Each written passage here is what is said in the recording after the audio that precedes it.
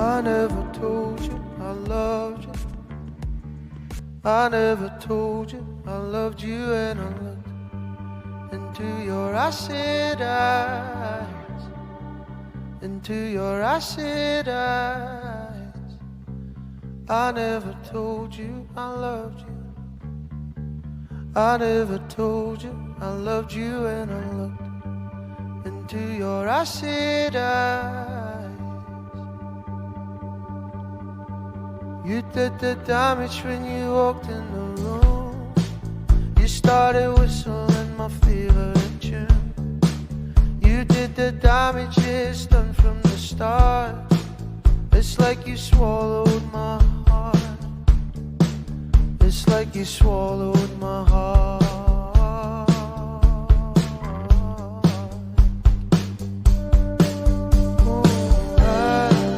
I never told you I loved you.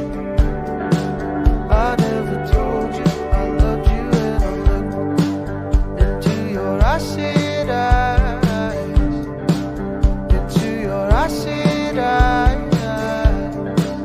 I never told you I loved you. I never told you I loved you, and I looked into your acid eyes, into your acid eyes. And we were going up and out of space. My mind was on. I played guitar while you played the romance. You moved so fast, we'd never last. And now you're gone, away to Mexico.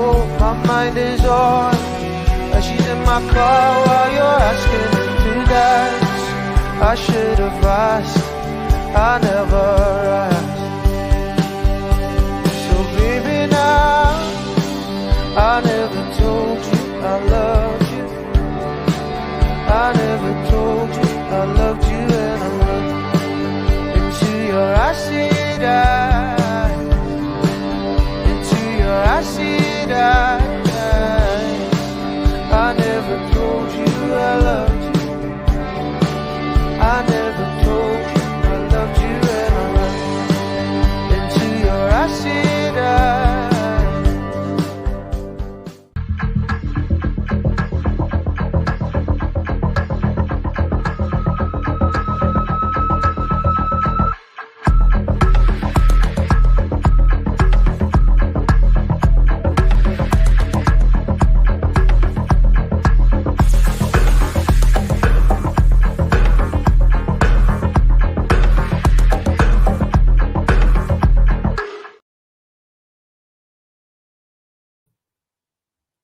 Well,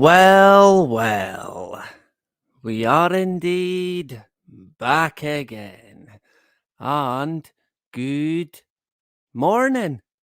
It is indeed the crack of morning now here in the rolling hills of Murrayshire, in the far, far northeast corner of bonny Scotland. Now, hopefully, we should be live and kicking, right? Anyone remember? Did anyone watch Live and Kicking growing up in the 90s?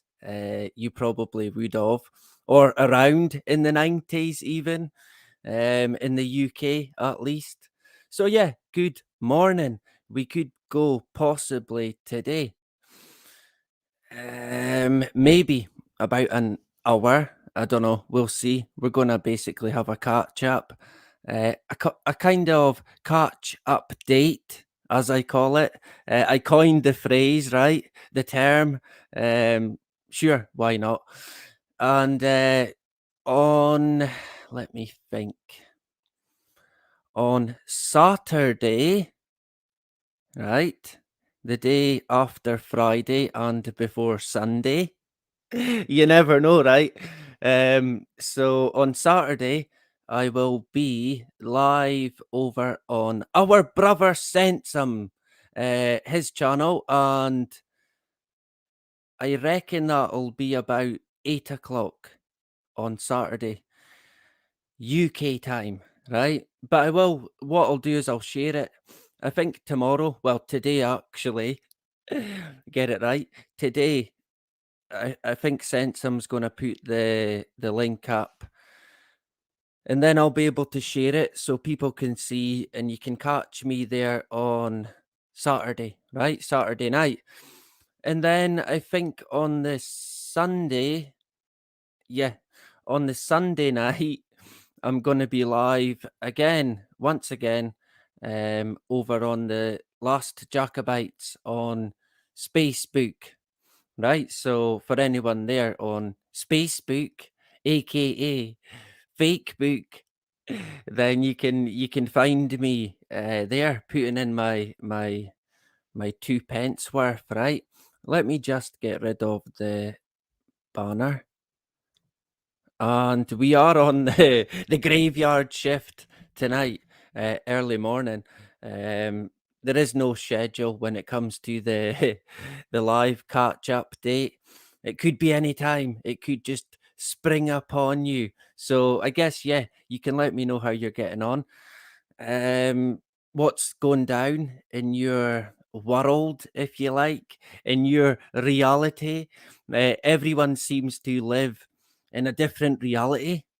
There's not just one. Everyone's got their own reality that they live in. And it's a bit like actually exactly what Jerry Cinnamon said in the song that we played for the trailer. And Jerry said, every man's truth is another man's waste of time.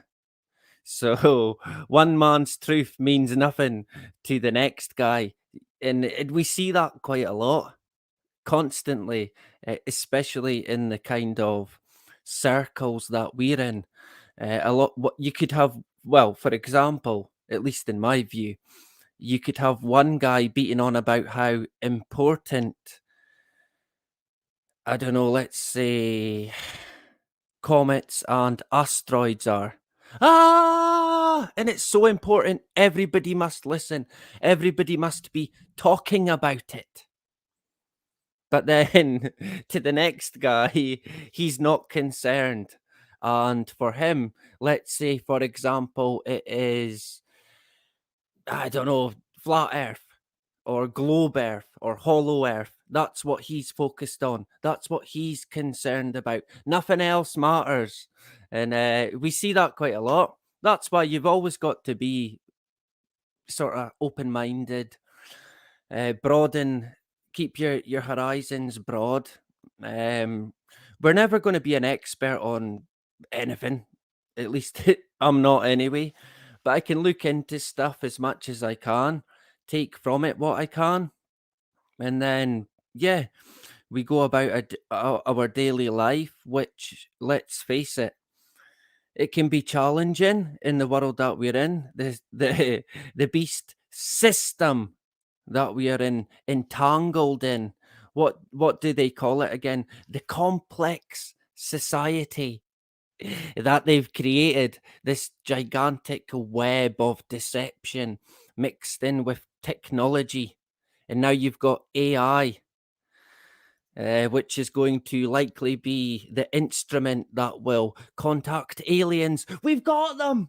It's E.T. He's phoning home now. Look, you can see him waving. James Webb Telescope, seen him. Look out for it, right? So we're on the graveyard shift tonight. A bit of a relaxed affair. I don't think anyone's going to be here. To be honest, I can't see it. Anyone who's got sense will be sleeping. But of course, not me. Not me. There's no sort of structure to my life whatsoever, especially when I'm on holiday, the kids are on holiday, everyone's on holiday. The whole world's in a spin. I don't know what day it is now. Although, since I stopped or completed my college course, I kind of don't know what day it is. Is it Monday? Is it Sunday? There's no structure anymore. It all forms into one. So I've had a good bit of time to spend with the family, the wife, the better half, if you like, and of course the children, the angels, let's call them that. The demonic angels. Could we call them that? I guess I could, right? I might get away with it. Yeah, they can test you, but they mean the world to me. They're everything to me, and I want to at least see them, be here as long as I can. Obviously, to protect them as long as I can, but to build them up and kind of hopefully let them go into the world themselves at some point. God granted, prepared for it. But I mean, how do you prepare someone for an ever changing world that we're in? Rapidly ever changing. I don't know. I mean, what would be the best advice that you would give someone today in terms of what someone should do growing up in this world that we're in? And it crossed my mind the other day, and I thought, for me at least, it would be to emphasize the point of being as self-sufficient as you can and not rely on anyone or any fucking thing whatsoever. That would be, I think, the most soundest bit of advice you could ever probably give anyone. Because if you could reach that point of complete dependency upon yourself and no one but, then you're pretty much free, right? At least in my view, you would be free as a bird, if they're even free, right?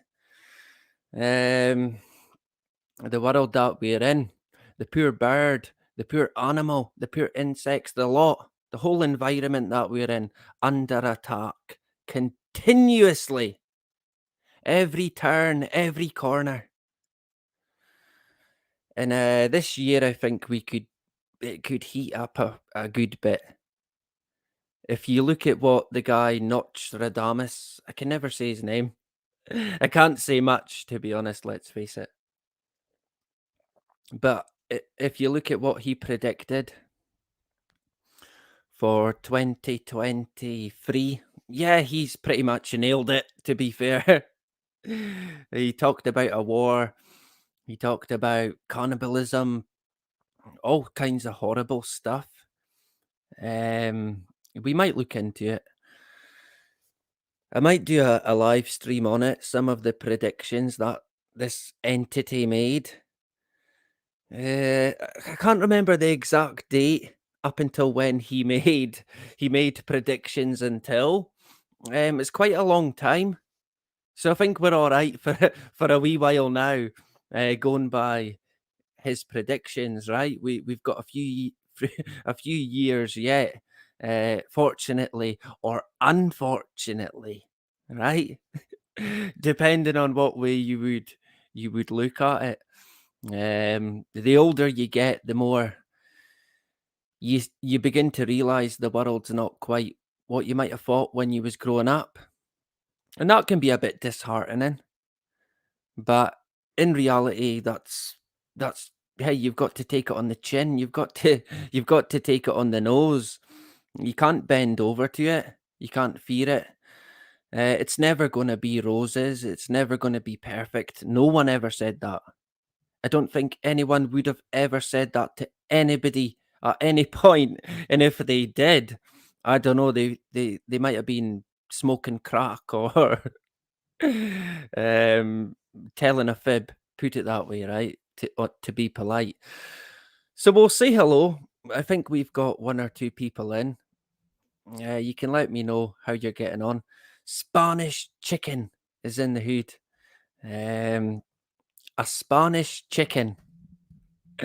Not an English one or a Scottish one, but a Spanish one, right? We'll go with that. Good evening. Oh, actually, what am I talking about? It's morning, right? We'll say it's late. I don't know if I can say that because it's early. Ah, man, I've confused myself. Head blown. It doesn't take much, right? Robert Ingram in the hood. Good to see Rob back again. Paka's in the hood. Good to see Paka. I think, yeah, John was meant to be on tonight. I don't think he's well again. Yeah, a bit concerning. I always get concerned when people are not well, especially an elderly gentleman like John. It's always a concern, and I know you should never think, well, it's all right, but I'm always a bit of a worrier to an extent, especially when it comes to people. Kinda, yeah. Would I say caring? I don't know. My wife might disagree. I'm gonna go with caring, right? But I followed John for about, I don't know, quite a few years now, so I'm quite used to listening in to a stream on a Tuesday or a Friday or a Thursday, whatever it may be, and you kind of get used to it, and you become acquainted, and you build a relationship. And I've been on John's channel. I do a stream with John every month, basically. I've got a lot of time. I've got a lot of respect for the guy, so I definitely care about the guy, and I really do hope he's going to be all right. He's been a bit unwell and got pneumonia, I think. So it's a bit of a concern. I hope you're going to be all right, John. I don't think John will be listening. He's got sense. He'll be in his bed, right? But if he does get it, then hey, yeah, we wish you all the best, and yeah, everyone's got a lot of time and respect for you. He gives us a lot of his time, so I'm very grateful for that, and I hope it's a speedy recovery, and he's back again doing his streams. We all love John. We do. He's a great man. I always I always have a joke about how old he is. Um, I've got to, right, because my kids say that I'm old. They say, "Yeah, you're an old man." So I've got to say someone else is older than me, right? Surely. But yeah, it's always a bit of a laugh, and John's a good man. So hopefully he'll be back again, fighting fit, right? Good to see Mike in the hood as well. Yeah, it's been a bit. Do you know this for the past maybe? Let me think. Um, about 4 days, maybe even 5 days solid, straight. We've had nothing but a grey, a grey blanket of cloud, continuous. It's been terrible. Honest to God, I've been dying for a break in it to get some blue sky. It's been a nightmare lately. It's still been quite warm, but it's been you can't. I've heard aeroplanes and I've seen them going by, but I can't see them. The weather's been terrible here, and I guess, yeah. I mean, people might notice if they disrupt the summer. We talked about how they could hotbox it and to make it like a greenhouse, basically. But I guess, yeah, there is the other side of the coin where they could make the summers terrible, where nothing but thunderstorms and torrential rain, a mixture of both, probably. And then people are going to say, well, it must be climate change, right?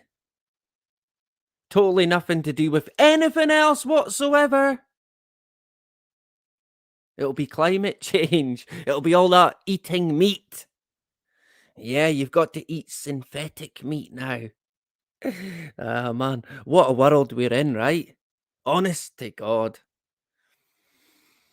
And do you know, I was thinking, and I've said it before, if you took someone, if you was to bring someone back from the dead, from about, say they died in 1940 or 1950, and you brought them back from the dead, and you showed them today, look, this is this, and this happened, and this is where this is going, and this happened, they would die again of complete shock.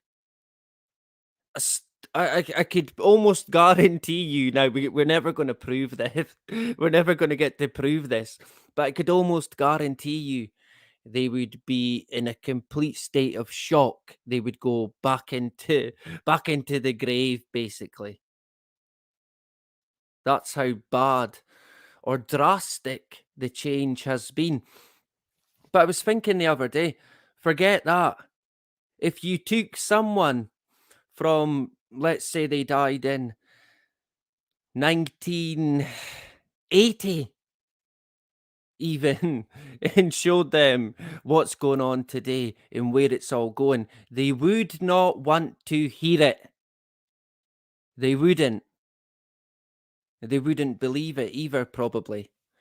And I could guarantee you they would probably say, how did people let this happen? At least that would be, I reckon that's what I would say.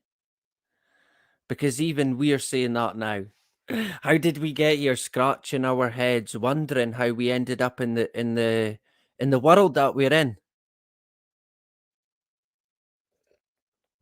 And of course, if you, well, going by what the WHO say in the United Nations, if you come out and say any of this is not by accident, you're a conspiracy theorist, you're a domestic terrorist, and you're going to probably end up on, I don't know, Guantanamo Bay. I'll see you there, right? I'll see you there. So hello to Mike. So I've not been able to, because I'm always looking out for getting at least documentation of aircraft. But I was hoping to get a bit more with me having a bit more time with being on holiday, but not the case. I'm keeping an eye out, but the weather said no, you're not getting anything from this. So, because I've kind of got a new setup that I want to try, and I can zoom into aircraft with the binoculars that I've got, and I can record it on my phone as long as I've got it set up properly. Otherwise, it'll be shaking all over the place, and you can't see it. So I'm hoping to make a few videos in that respect with the binoculars and the recording through the binoculars, but we've not quite managed it. I've not managed it yet, but hey, let's face it, it will come. Hey, touch wood, it doesn't. I'd much rather. Nope, no aircraft, nothing whatsoever. There was actually, funnily enough, there was about 3 aircraft that I seen over the past maybe 2 weeks, and they flew overhead, and I caught them quite late, but I never even bothered recording or anything like that. Maybe I should have actually, but the reason I never is because there was no contrail or chemtrail or any trail whatsoever. Nothing, not a speck. Zilch. And I even looked at it, I watched it with the binoculars, and I thought, nothing, at least 2 of them. I zoomed in and I could not see anything whatsoever. So I found that quite interesting as well. It must be very rare that I see that. Unless you're really close to an airport, then you might see it then, but at the height they were at, I thought I might have seen at least some form of contrail, right? Or yeah, chemical trail, right? But there you go. But I'm always keeping an eye out, and I'll keep my eyes peeled. You never know what you're going to see. Rich is in the hood. Good to see Rich. The wedding bells are I can hear them in the distance now. right? A white wedding. Yeah, you'll have to keep us updated, Richard. Who else did I see? Parker's in the Hood. Oh, a dog named Boo. Thank you very much. A dog named Boo. Good to see you.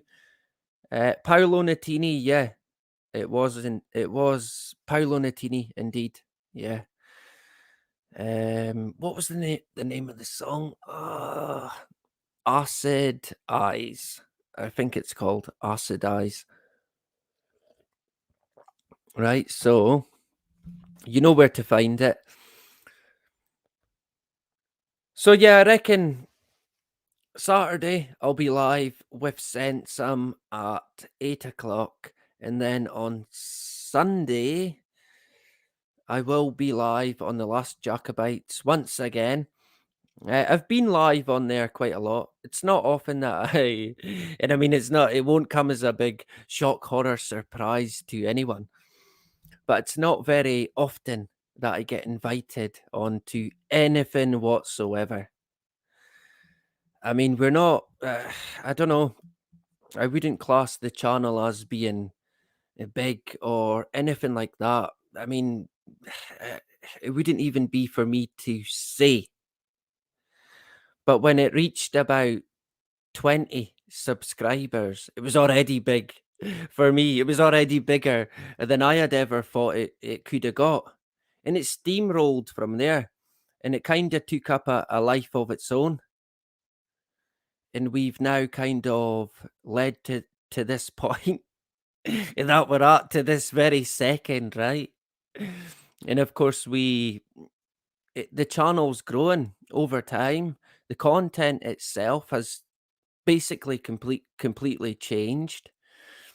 Originally, the majority, if not every video that I made was a pre-made video, so no mistakes whatsoever. And this guy's perfect, right?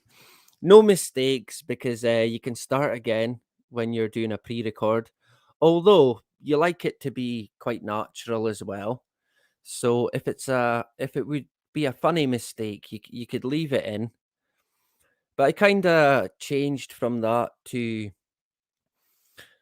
um, making pre-made videos without me in it, which was better, to be fair. But also at the same time doing live streams for the first time. I think it was about a year before I done that. So we mixed over the what has it been? 3 years, nearly 4 years that we've done it. The content has evolved. And to be honest, I've not even, it's not by any plan or structure. It's just the way it is. Where it's going to go, I don't even know. Honest to God, I'm very laid back with it. Wherever it's going to go, it's going to go. And I mean that in terms of what kind of content will I create and in what sort of format will it be?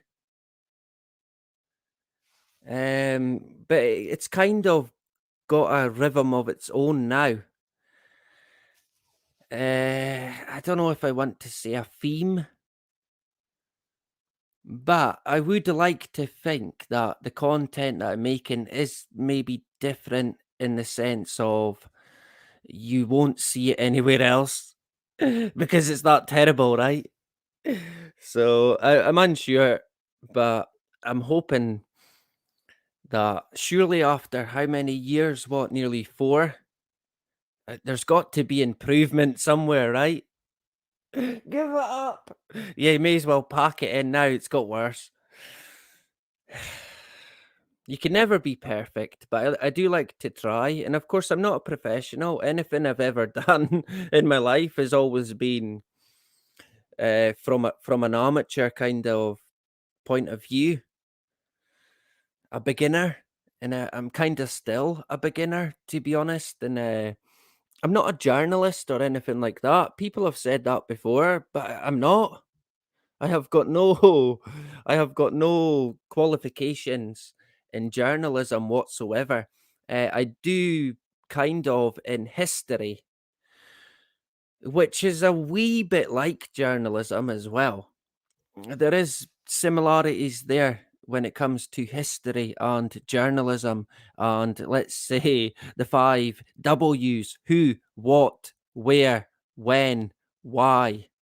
Is that it? I think that might be it. I should know, right? So there is certain elements that are similar, but they are also very different subjects. Um, I am a curious person, but I'm not a journalist. I'm not an investigative journalist. I would never claim to be one. People, there is not many out there, to be fair. Um, a good journalist today, you're hard pushed to find. Where are they? Anybody? Tumbleweed, right? There's none out there. So who else did I see? I think that might be it. Mike, Spanish Chicken, Parker, a dog named Boo. Yeah, yeah. Do you know this? I'm always looking out for that as well. That kind of grew a life of its own, and it doesn't go away, so we can't really forget about it. It's always there now, and once you see it, honest to God, I remember when I first started the previously fought syndrome. People were a wee bit like, I don't quite get it. And then later on, I don't know, maybe about, I don't know, a couple of months later, they would say, oh yeah, and send me an article. And this happened, I can at least recall two occasions this happened where someone sent me an article saying, "Oh, I seen this and I thought of you." And of course it's an article saying, "Oh, whatever it I can't remember exactly what it was about, but than previously fought." And you can always tell where it's going to an extent by what they tell you. They're kind of telling you where it's going. And they never, at least in my view, they never put anything there by accident. Never. And people talk about, well, a distraction and this, it's distracting people from this. I mean, they're past distracting people. They have got us by the balls big time. We're in the palm of their hand. They don't even need to distract us. But everything they put out there is indeed for a reason, usually to implement an agenda of some sort. And I mean, we're hearing about a lot of stuff that's going on at the moment in Paris, down in France, right? Parlez-vous français? Of course, yeah, I can't speak French, so don't worry. That's about my whack. I know no more about the same with English then, right? And I'm kind of observing at the moment. We'll see where it goes. We'll keep an eye on it, and then we'll maybe put an opinion on it. But I'm gonna reserve a view on it at the moment. But yeah, you can be guaranteed. I shouldn't laugh, but you can be guaranteed it'll be the hidden hand pulling the strings. No two ways about it. We might even do a live stream on it. It'll be another probably stream where we get a strike, right? Oh yeah, that's what I meant to say as well. On the Monday, I forgot about I forgot about this. I'm not very good at doing an update, right, with no notes. But on so let's see if I can get it right. Yeah, man. On Saturday, I'm going to be live over on Sensum's channel. On Sunday, I'll be on the Last Jacobites. And on Monday, on the original channel, I will indeed have a guest on. Or should I say, once a guest, twice a pest. Nah, I can't say that about our good brother Scott's Armour. So you'll be delighted to know that he will indeed be back again on the Monday night. So that's my wife's going to be happy with that, right? I've got Saturday night streaming, Sunday night streaming, Monday night streaming. Ah, dear. Incoming divorce. Has anybody got a spare room out there? Of course, yes, she knows the score, but likely I'll be on, obviously, I'm on right now, I think. And then I won't be on again until the weekend, and then the 3 days in a row, and then I'll probably take a bit of a break. But I'll still be, I can never stop, to be fair. So I'll still be about, God granted, I'll still be going, right? We don't give up, we don't bend, we don't break, we don't fall for the bullying, the bribing, the blackmailing. No matter what they do, no matter what they try, we'll keep going. We learn, even in failure, no matter what it's going to be. In fact, through failure, you learn. And a lot of the time, only through failure will you learn. So it's to be embraced in the same kind of breath. You live and you learn. And like I said, life is never going to be easy. So you've got to be tough. You've got to stay strong. You've got to lead by example. People will be looking at you and looking and observing and hoping that you can show them how it's done, basically. I can guarantee that. So the syndrome is definitely one that will be back again. We can't let it go. It's kind of, yeah, I don't think that's life, but not as we know it would be the same without it. Similar to most people here in the chat. So, yeah, maybe let's think here. In the next few weeks, whenever I've got a chance, we'll do a syndrome update. And you could do it every week. I was doing it. I think we must have done about, I don't know, 40, maybe 50 or 60 different shows on the syndrome, which was me basically pointing out what I thought was part of the agenda, where it was going, what they might say next. And of course, a lot of it we did predict to a T. We predicted quite a lot, a staggering amount, actually. I mean, if you was to look back on a lot of the stuff we covered, I think people would be quite surprised how far ahead we were. I mean, we are quite far ahead, honest to God. Even a lot of people in the so-called truther movement, they don't know the half of it. I mean, we've all got a lot to learn, but I think as long as we're focused on united on one issue in particular, with that being that we cannot trust the political establishment in no way whatsoever, included in that the WHO and the United Nations plus NATO. If we can unite on that, I think we might. Yeah, who knows? The sky's the limit then, right? I mean, we've got to know the enemy. It's not each other, but we keep fighting each other constantly. And it's I was at a meeting. I don't know if I should maybe do a live stream about it or a video. I'm unsure. But I went to a meeting about immigration, about these immigrants that are getting put up in a hotel here in my town. Elgin, of all bloody places, they picked Elgin. I mean, these people, they're gonna hate it here.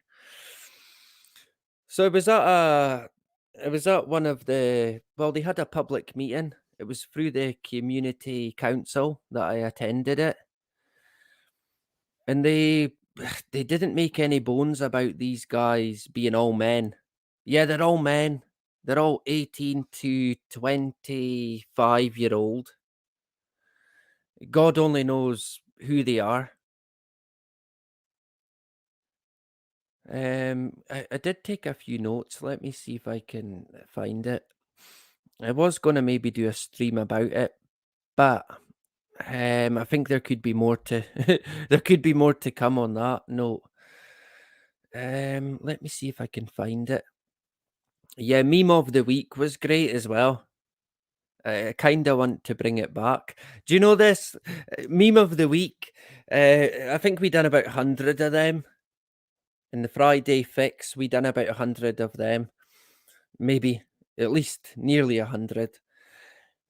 And meme of the week, even though it was only me talking about, I think 5 different memes, and people would comment a vote, and then the week later I'd total the votes up, and do a video on the winner, then show the next 5 memes, and it worked really well. It was quite good. It was really funny. Well, at least the memes were funny. Maybe not me. But when I looked back, a lot of them videos got strikes as well. Even memes talking about a bloody meme. Nah, that's the who didn't like it. Medical misinformation, right? Yeah. And I mean, they claimed they deleted, obviously, most people know already here, but they terminated my original channel the first time for what they called medical misinformation, right? But then I appealed it and I won the appeal. But did they reinstate the videos? No. They they still got removed, even though I won the appeal. How does that work exactly? Of course, nothing is fair. There's nothing that's fair in the world. There simply isn't. If you get anything that is, you've landed lucky. Embrace it, cherish it, and be happy, right? You've got to take what you can in the world that we're in. No two ways about it. So yeah, I lost my place a wee bit there, talking about meme of the week. But yeah, even they got strikes as well. Every video, every series that I ever done, there was always a video that got a strike. I think we got about maybe 50 plus strikes in total. Medical misinformation, hate speech. What was the one that I liked the most? Deceptive practices. Ah, man, what's next? Witchcraft. He's doing witchcraft. Yeah, yeah, okay. I mean the absolute brass neck of YouTube to talk about deceptive practices. I mean, yikes. Honest to God, man. Who else did I see? Excuse me there. Pedro in the hood. Good to see Pedro back again. Yeah, we might have a wee look at something right while we're here. I might need to get my headphones though. Bugger. Where are they? Does anybody know? I might have to go and quickly find them, right? um, I'll go and find them if you give me about 20 seconds. We'll go with that, right?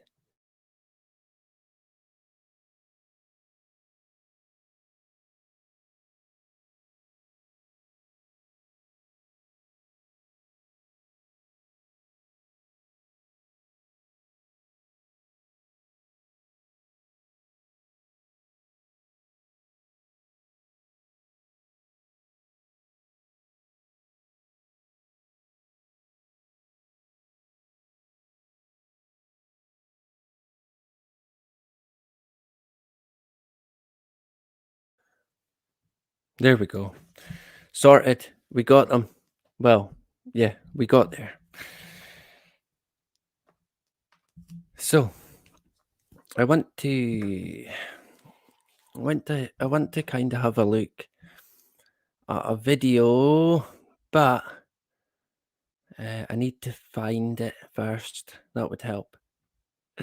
Obviously, right? So chat amongst yourselves in the chat, right?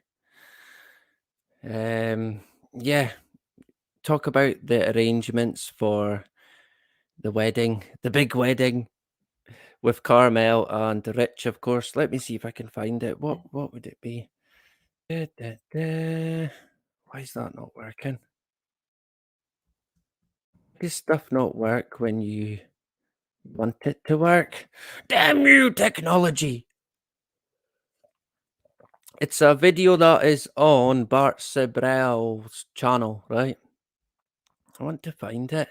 I bet I'm not going to be able to find it now that I'm looking for it.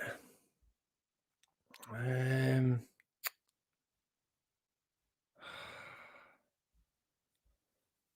that is typical. That. Um, I might have to just. I'm hopeless, right? Get him off. Let me see. What's that guy's name again? Ah, um,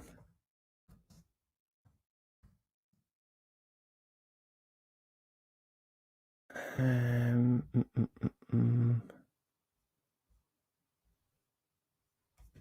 Richard Hall. That's his name. But the people know. I think most people will know the guy Richard Hall. Why can I not find it? Mm, mm, mm, mm, mm. What do people think of the guy Richard D. Hall? I think Hall. I think he's been around for quite a while, if I remember correctly. Am I gonna find it? You're gonna have to bear with me for however long it's gonna take. Um,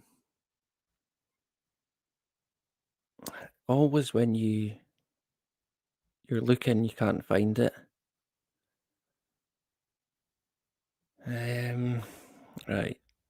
Oh no no no no. More hurry, less speed. Man, what have I done now? I don't even know what I've done. I went on to some bloody Titanic video. Oh, for God's sake. Oh my God. Oh my God. I mean, yeah, they're still going on about the Titan and the guy. The guy who was the CEO of Ocean Gate. I mean, that guy was insane, right? Honest to God, man, how he convinced anyone is beyond me. Kinda makes you wonder.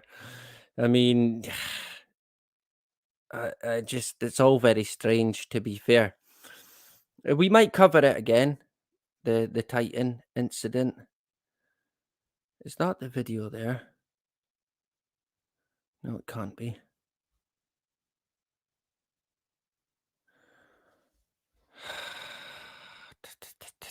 Right. I can't seem to find it. Let me see. I'll try and find it another way. I'll go back to what I was doing originally. Why is it not working, man? Honest to God. Right, I'll try this.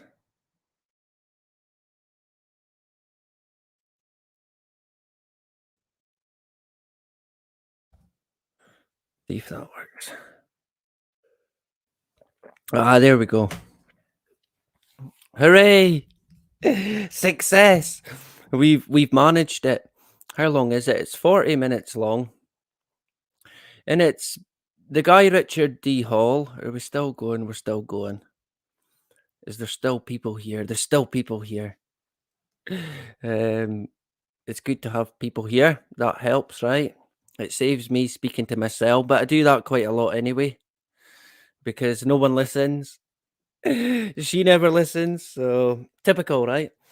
Good to see a dog named Boo, Rich in the Hood as well. Great stuff. Pedro, it's a duck as well. Yeah, Richard D. Hall.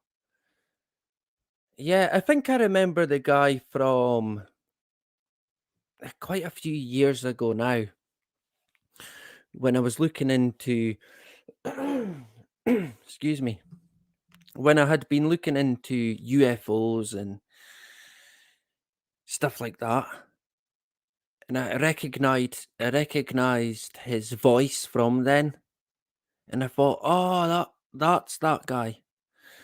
I hadn't seen or heard of him in years, I don't think, and I was unsure if he is even still about.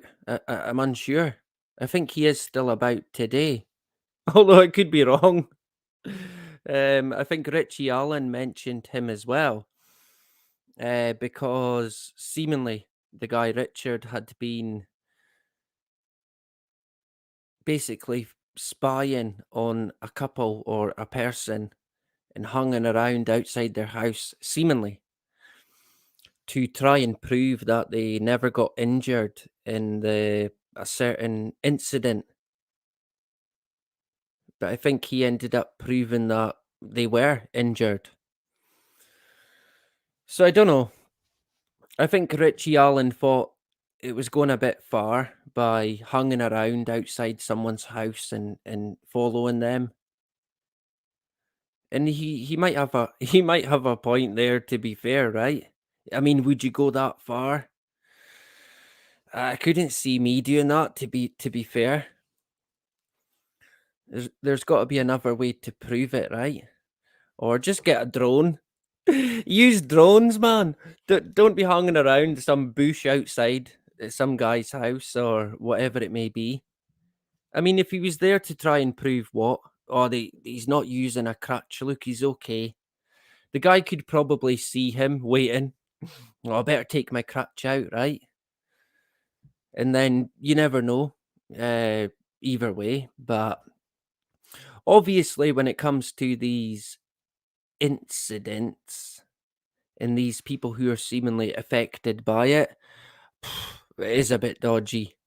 So I can understand why people would want to look into it to kind of nail it down and say, look, definitely 100% complete and utter sham. A complete, let's say, theater, right? You've got to watch well, at least I've got to watch what I say here. Especially when it comes to events, shootings and stuff like that, especially the shootings.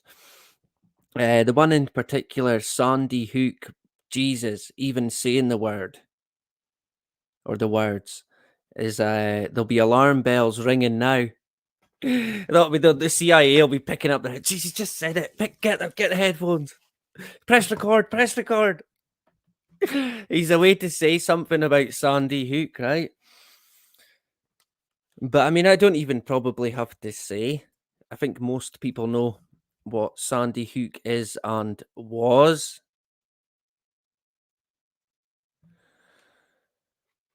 But yeah, people want to believe the mainstream narrative like a fairy tale. All hail the mainstream narrative. Yeah.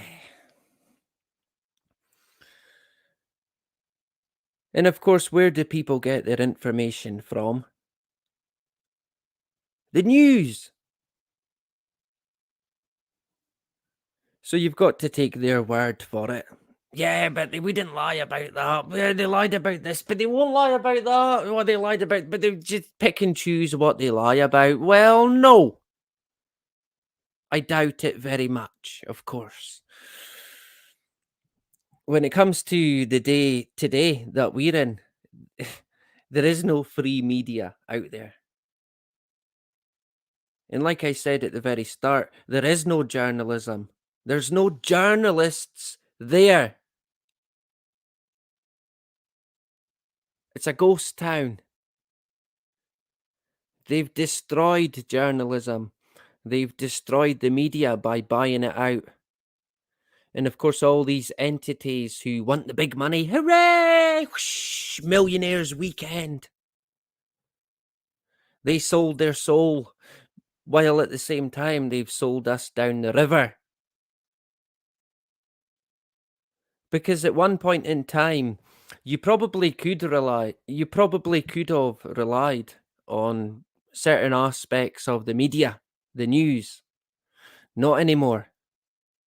Fuck me. If they told you the time, you'd be checking. If they said it was raining, you'd be out checking. You would not trust a word they said. And if you do so, it would be at your peril. Look at history. Look at what we just went through. Look at what it proved. And I mean, we hate to be the ones to say, well, I told you so. But, you know, look around. Look at what's going on. It's even in the media now. They can't hide it. Look at the excess deaths, man. And people talk about distraction. Pfft, what's not a distraction? Because, yeah, the excess deaths, even probably before COVID, should have been probably on everybody's minds and a big deserving of attention. But no, of course, everything else is a distraction. And I mean, when I think back, the guy Jim Mars nailed it one time, talking about, oh, well, you're telling us the world's this and that, but you still do your daily life. And he said, do you know this? The biggest conspiracy in the world goes on every day right now in front of our eyes, and we go about our daily lives like it's not even there. And he said it is the simple fact that there is children in this world, babies, starving to death as we speak this second. And people get about their daily lives like it's nothing. And he was right. And I always think back to that. There is definitely things that are deserving of everybody's attention. But it's never the case. It's always something else or whatever it may be, whatever the media wants to attract your attention. Look over here. No, over here. And they've always got a story for every different character, I guess, right? Similar to how they've got music, all kinds of different music to get all kinds of different people. Heavy metal, country music, hip hop, gangster rap, trance music, you name it.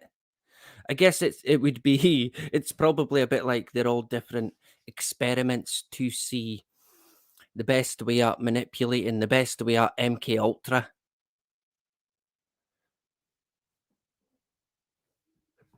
So it doesn't matter what you listen to, you're going to be getting done by something, right? I like all kinds of music, so I'm probably pretty much done in. We'll go with that. So we'll jump to it, right? It's quite interesting. It's the Richard D. Hall analysing the Bart Sibrel interview that he done with Buzz Aldrin. And I mean, it's a classic interview. an absolute belter. Honest to God, I've watched it, I think maybe twice now. And yeah, I mean, Buzz gives it away so much in the interview. His body language is horrendous. Honest to God. But from this as well, a bit of a spoiler alert. But from the analysing, it was kind of Bart Sibrel that got a bit of a telling because although Bart is a fantastic producer, filmmaker, documentary maker, writer, and fantastically experienced on the moon landing hoax. At that point in time of the interview, he was maybe not very well coached in interview techniques. Not that I would know anything about that, to be fair. But I mean, the guy Richard points out quite a few different bits and pieces. So if you've not seen it, we'll have a look. We might interject people's annoyance, to be fair. Maybe people have seen it, I'm unsure. When did it get made again? Let me check. It's been out for a few years now, 4 years ago, right? And I've got you'll see my latest video in the description. I've put out quite a few in the past 2 days. I think of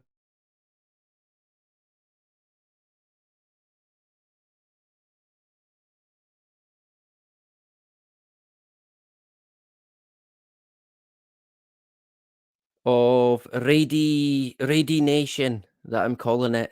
And I'm claiming that is I don't know if anybody's ever used that term before. Again, this could be you're watching history in the making here of the English language, right? Probably not, but I'm claiming the phrase, the term Nation as well. Maybe I should copyright it. What would be the point? I don't know. Maybe I should have looked if anybody's used it before. Surely somebody's used that, right? Nation. Well, it's instead of radiation, Nation, because that's kind of what we live in. And I mean, did people here see the video that I'm talking about? I put out the part 1 today, and you had the guy, seemingly is a guy. You had the guy Elon Musk talking about, yeah, it'll make your ear warm, a mobile phone, but it's nothing. Oh man. Oh fucking hell. It was so funny, man. I could not help laugh. Oh, it's like a wee ear warmer. Oh, it heats up. Yeah, like a red hot poker. If you just hold it here and it's like a wee ear warmer. Yeah, it's totally fine, right? Totally fine. Forget about all the cancer links and no, it's complete nonsense. They've done research on it. Wait, what? What? And that's it? Yeah, because they don't want to do any more research on it because they know they know what it would say. The effects are going to be probably beyond belief to a lot of people. I think when you talk about excess deaths in the world and excess illnesses, health issues, there's two big two big two big reasons for me. And I think that's probably big pharma. And I guess maybe who would the other one be? It would be big pharma. Probably the government, to be fair. Excuse me. My throat's killing me for some reason. Typical that, right?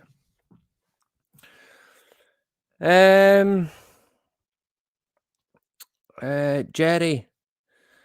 Yeah, I've been bringing Jerry's vids. Oh, binging. Oh, yeah, yeah. Mhm. Um, yeah, it's on, it's to do with radiation from mobile phones and phone masts.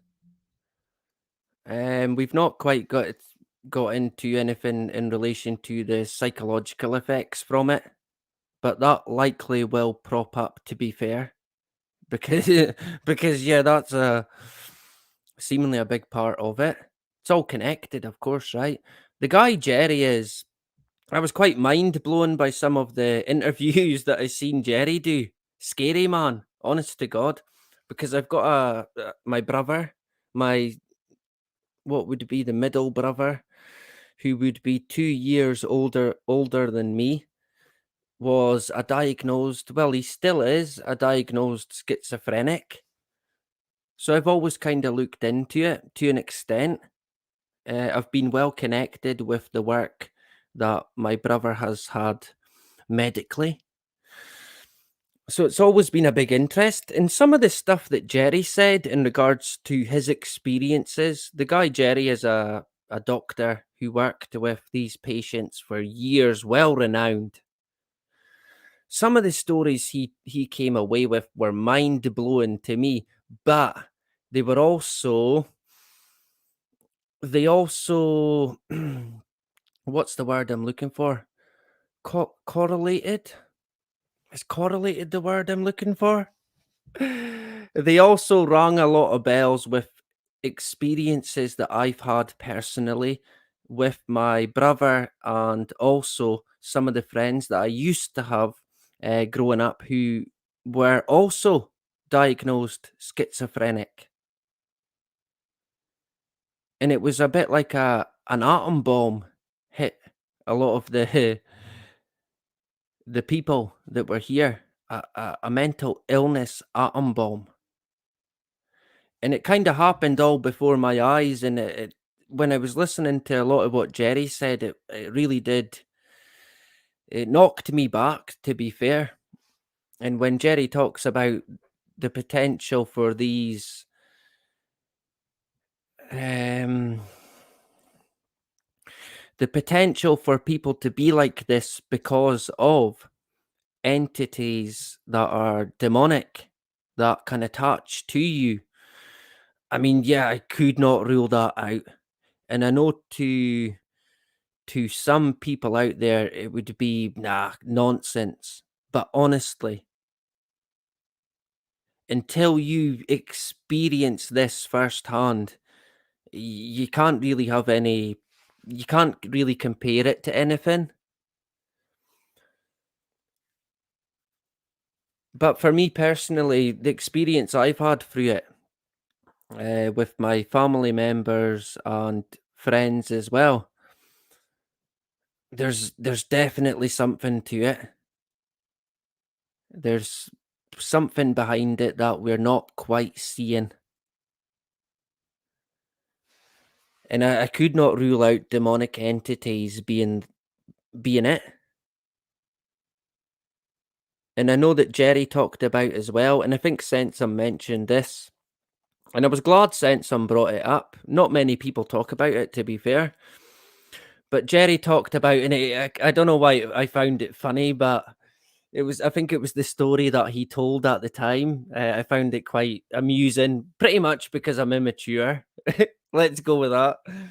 But he talked about how some of these people, right? They were not religious in any way whatsoever. They knew nothing about religion, God, Jesus, nothing about any of that whatsoever. But Jerry would, on occasions, mention a quote, let's say a verse or a quote from the Bible, just out of the blue, maybe slip it in to a sentence, kind of unnoticeable. And the people would the person that he would be speaking to, they flipped out. They would flip out like this, like the devil had awoken inside them. And I through again my own experience, I know this to be probably true. Through some of the stuff that I've seen and heard here locally, yeah, also very similar. And it can be a bit like they're possessed by something else that they're not their self. And it's actually quite an emotional one for me because when I get right down to it, it's kind of heartbreaking because my brother, who at the time was only 18, he was honestly, I mean, he's still a great guy, but up until that point, he was so full of life and one of the nicest people. He still is, but he was one of the most joyful people you could meet, or you could talk to. He was very outgoing and he gave his time up to anyone, would help anyone, no matter what. And then basically, like overnight, from what I can recall and remember, that all began to change. And it was round about that time I had actually went to join the the Highlanders British Army. And that again is one of the reasons why I actually pulled out about, I think, maybe 120 days into my training. I was done and I got discharged on compassionate grounds, thankfully. A kind of blessing in disguise, right? Because I would have been sent to Iraq. That's going back to when I was 16-year-old. 16, man. So I mean, up until that point, my life was pretty cushy. There was not much that had happened. The only people that I'd really lost in my life were elderly, really old. There was nothing out of the blue, stroke, heart attack, nothing like that. Especially not in young men or young people whatsoever. Can't recall any of that happening. Today, different story. Completely different story now. It is some world that we're in. Oh, I see Scotty's in the hood. Yeah. Yeah, I mean, some crazy stories. Honestly, if you don't know the guy Jerry, I can never pronounce his second name. Marzinski? Marinsky? Ah, man. I'm terrible with names, right? You sure? Haha. Yeah, worth checking out. Quite mind blowing as well, though.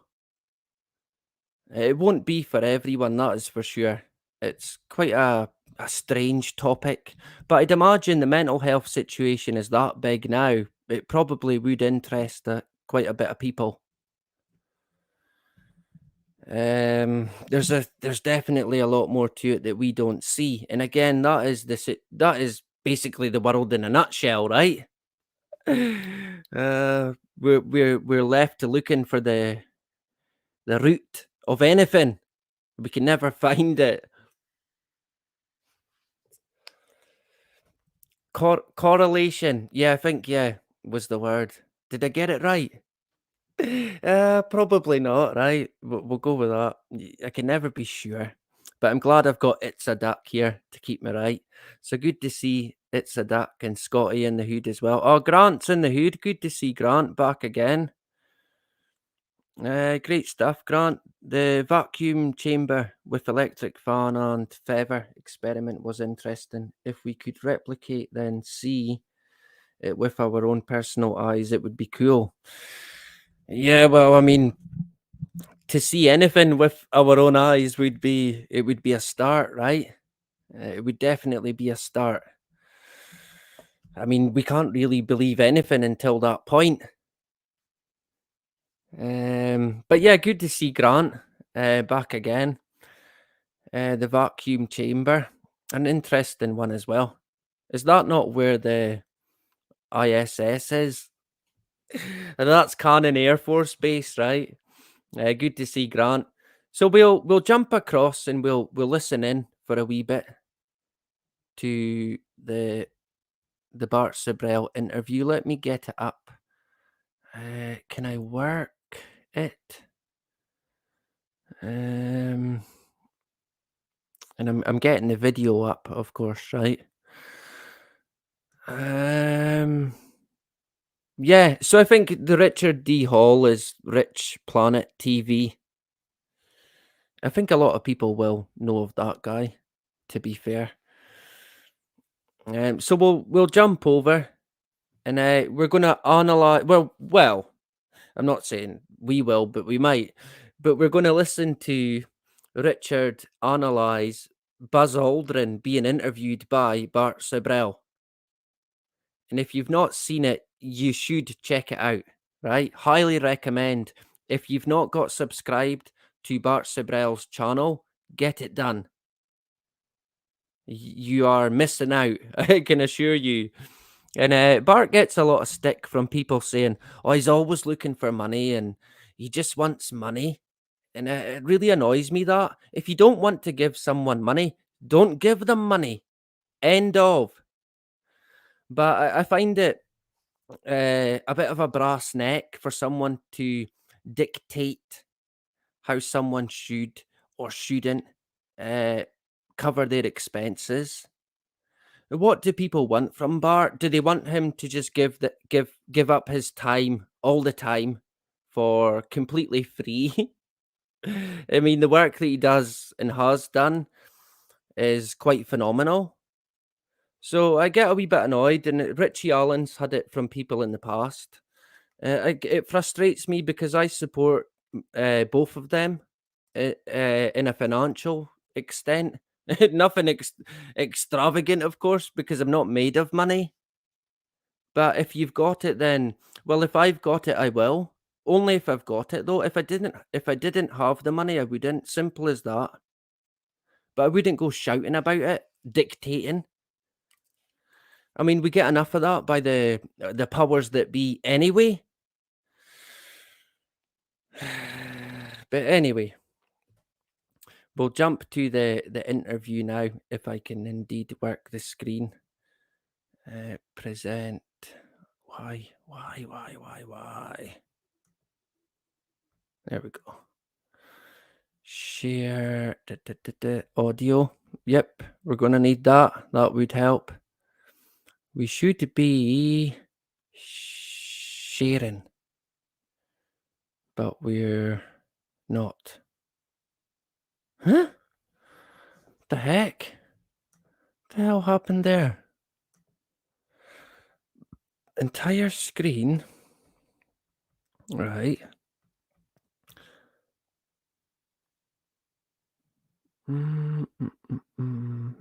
It worked this time. Did it? Hooray! We're cooking now. I don't know what happened the first time. I mean, I probably never pushed the button and thought that I did, but there you go. So we're working. It's good to go. So we'll make it the full screen. We'll make it grow. Yeah, there we go. And we'll jump across to Bart Sibrel interviewing the one and only Buzz Aldrin.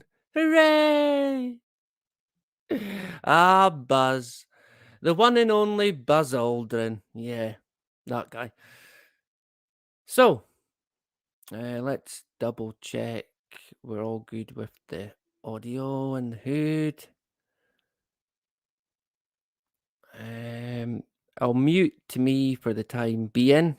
Then we'll play it, and I'll probably jump in at some point, unless I fall asleep, right? So be prepared even. Nah, we should be fine, right? So I'll mute me, and then we'll get.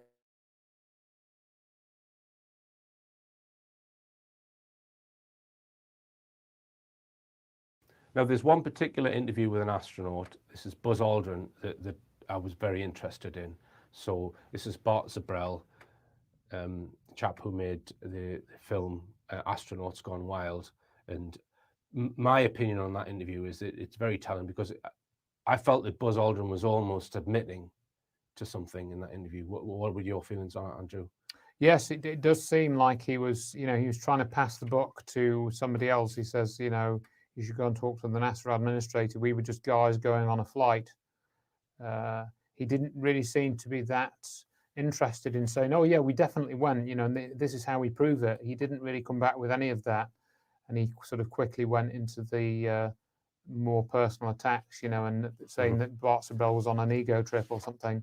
And so, again, people should watch that interview as well as, watching what you're going to show next. Right. Yeah. So again, the Buzz Aldrin interview, you can download the analysis from the website. And I did think it was going to throw up more than it did. But essentially what Peter Hyatt points out is that Bart Sibrel asks Buzz Aldrin a very, very difficult question. Well, it's not a question. He makes a statement. He says, I know you didn't walk on the moon. And what Peter Hyatt says, well, that was the end of the interview. Buzz Aldrin was not going to give any more information or entertain the guy. He was just trying to get him out of his office from that point. As soon as he's made that accusation, Peter Hyatt saying, end of interview, you're not going to get any more useful information out of him. So Peter Hyatt describes it as a missed opportunity. But I would be sympathetic with Bart Sibrel in as much as it's clearly a very emotional subject for him. He's convinced that he's been lied to, and he's got the man in front of him there.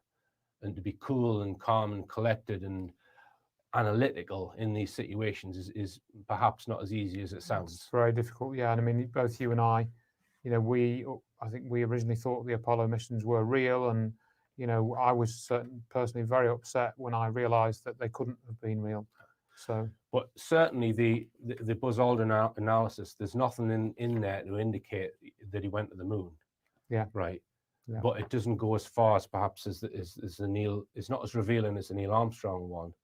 But one thing that, in order to get Peter Hyatt to do the analysis, you have to do a transcript. Every word you've got to put into a document, and it's in a room with it.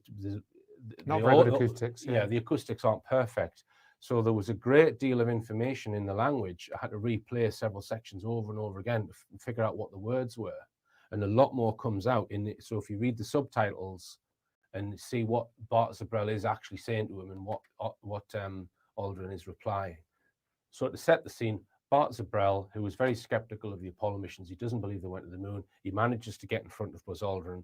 Buzz Aldrin doesn't really know he's going to be challenged. He just knows it's some media interview. And then Bart Sibrel produces this very damning piece of evidence, this tape of them faking the shot of the Earth out the window to make the Earth look further away. And you can see Buzz Aldrin's reaction to that. He's stunned by it because he doesn't know it's in the public domain, and he starts asking him how he's got a hold of it. That's right. And that film is in A Funny Thing Happened on the Way to the Moon. That clip is shown in bits in Astronauts Gone Wild, but if they want to see the whole clip, that's in the other film of Bart Sibrel's, which is A Funny Thing Happened on the Way to the Moon. Before I show the analysis, just a quick word about Bart Sibrel. I highly recommend watching his films, A Funny Thing Happened on the Way to the Moon and Astronauts Gone Wild. In researching and making these films, Bart Sibrel has showed great resourcefulness and courage in bringing to light new information about the validity of the Apollo missions and shining a light on the astronauts involved. So I would like to thank him for all his hard work. Now, I sent professional statement analyst Peter Hyatt a transcript of Bart Sibrel's Buzz Aldrin interview with the intention of finding out from Buzz Aldrin's own words whether he was lying and what might be being concealed. In doing the analysis, Peter also analyzes Bart Sibrel's words and his interview technique. Peter compares Bart's interaction with Buzz Aldrin with how a professionally trained statement analyst would conduct such an interview. In doing this, he is very critical of Bart Sibrel. I just want to point out that my intention in having this interview analysed was to find out about Buzz Aldrin and what his language reveals, not necessarily to be critical of Bart Sibrel. So please don't take the comments too personally, Bart. I think you achieved a great deal just by managing to get a camera in front of Buzz Aldrin and all the other astronauts and challenge them while they were on camera. Anyway, here's the analysis. I mean, do you have Neil Armstrong interviewed already? The interview begins with the subject posing a question about his flight team member. Please consider this is a possible defensive posture on the part of the subject. In a prior interview, there was a linguistic reluctance to commit to information about the lunar landing. The analysis of that interview concluded that this could be from a number of reasons with two dominant themes. One, the subject did not experience lunar landing. Two, the subject did experience lunar landing, but was under strict orders to not disclose information about such as part of national security. Consider that either point would lead to passivity as part of a weak linguistic commitment. Here, we may consider that the subject, Aldrin, does not wish to be psychologically alone with the possible disclosure of classified information. It could be classified due to military necessity, whether it was a military form of deception to cause other nations to believe the United States held technological advantage or not, the language would be the same. An example of this is found in medical privacy laws and statutes. Not only are medical professionals bound by confidentiality, but the consequences of such will impact language. This is true of any profession in which effort must be made to conceal information. No, he doesn't want to be interviewed. Well, I know. The subject recognizes that the member of his team does not want to be interviewed. Please consider the possibility that before the interview begins, our subject does not wish to be interviewed either. This is not lost on the interviewer. Why does he not give interviews? The question is specifically seeking why the reluctance to give information exists. Well, because that's his personal choice. And I guess it's mine in a way to do things when they've been researched and worked out as far as a business arrangement. This is not news. This is not an anniversary. 1. The subject does not refute reluctance. 2. The subject reports that the choice to not want to give an interview is a personal choice. He does not say, "I don't know," and "you will have to ask him," but tells us in an unnecessary statement. By calling it his personal choice, any choice to not want to give an interview would be personal. This is therefore unnecessary to state, making it very important information. He does not say that's his choice, but gives us additional information by the word personal. The subject introduces this as a personal choice, which then can be asked, what other choice would there be? A professional choice? A legal choice? A professional choice could be one in which payment is part of the equation. A legal choice would be a choice based upon possible legal ramifications regarding the information of an interview. By telling us it is his personal choice, the subject is inadvertently raising questions as to the possibility of other elements of choice and restriction. This should have led to a journalist to consider a question such as, would he be under any restrictions to discuss this in some form? The topic should be explored. That the subject may be himself concerned about this is to be considered. Now we are given affirmation that personal choice has introduced other options or choices for the subject. First, he makes a weak commitment to this with "I guess."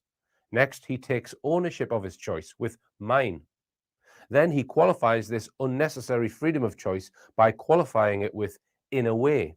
The reader or analyst should now consider why reluctance is part of the interview. At the date of this interview, our subject is uncertain as to what he may or may not be free to say. This is to strongly suggest that there was a time when the subject and his team member were not free to choose to disclose information via interviews. This is consistent with the analysis of the prior interview. What is it that causes this reluctance? Here he introduces business arrangement, which may relate to professional choice, where he is paid for the information. We should now consider the topic of business as on his mind, yet the next sentence also shows some reluctance. 1. He reports in the negative what is not. This elevates the topic in importance. 2. He tells us that this is not news. 3. And it is not an anniversary. We note that news comes before anniversary. If he reported that it was not an anniversary, it may suggest that he does not see the need for an interview. We would wonder, however, why our subject would consider only an anniversary as to be the reason for an interview. This is not news. In the negative, the subject affirms what the interview is not, i.e. news. There are 2 points within statement analysis that elevate this sentence. A, this is an unnecessary statement. B, it is given in the negative. With these 2 elements, the subject himself has led us to wonder, is this news? By asserting to a journalist or interviewer that it is not news, while not as a result of a direct question, this statement is very important to the subject. Why? The subject indicates a reluctant or defensive posture. The interviewer recognizes this and compares it to what he has via the word actually. Well, actually it is. We found a very unique reel of footage that we have queued up to show you. Yeah. The subject only acknowledges this with yeah, offering no comment, no question. He has told the interviewer that it is not news and it is not the anniversary, which questions the reason for the interview. He has been answered, but offers no reply beyond agreement. And it's from the mission. And to our knowledge, no one has ever seen it before. And it's 30 years old.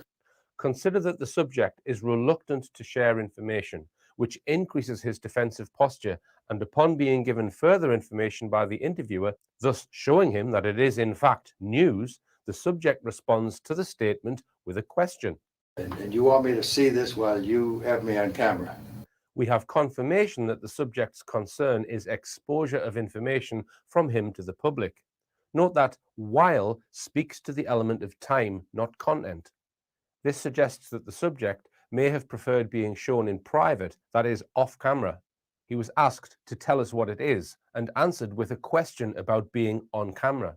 Therefore, being asked about something related to his work that he is not aware of has increased his sensitivity to the topic. It is important to consider that under general or normal conditions in any profession, the topic of what the footage is would elicit a question or comment rather than the timing of such. Our subject is concerned about privacy or confidentiality. He has answered via a question telling us that the topic is very sensitive to him. Well, and to tell us what it is. This is an unnecessary statement. I mean, it's... Well, I don't know why I should do that. Any professional who is free to talk about his profession would likely ask about the content of the footage, perhaps even with great interest, given how it was introduced. For the subject, it provoked a question about disclosure, and here it produced an interruption, not about the material itself.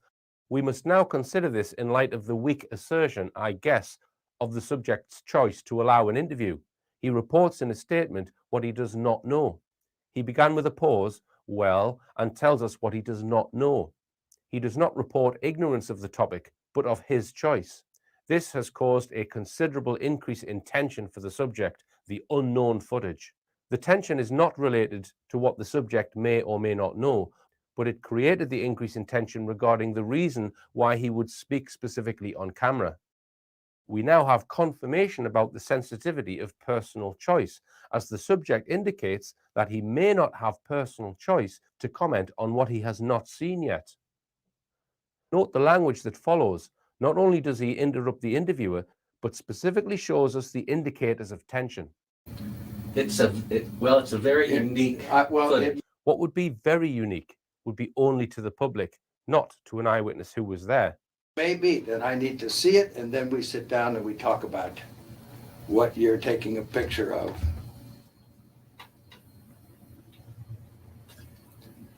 I don't see where there's an advantage in it for me to do what you're asking me to do. I see all sorts of pitfalls.